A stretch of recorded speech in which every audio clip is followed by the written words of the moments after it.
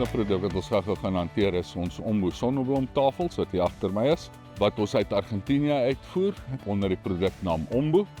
Julle sal dadelik let dat die panne baie lank is, ideaal vir absoluut verminderde vermorsing van jou sonneblomsaad, ook baie stewig gebou.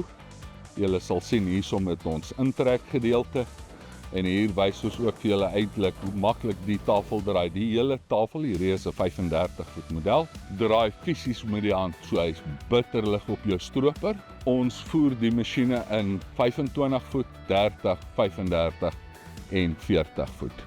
Ons sal nou na die agterkant kyk. Daar aan die onderkant stoelk is die verskillende adapters wat ons gebruik om by pas te kom, op verskillende stroopers te pas. Julle sal ook sien die tafelkar op ons 35 modelle is hulle standaard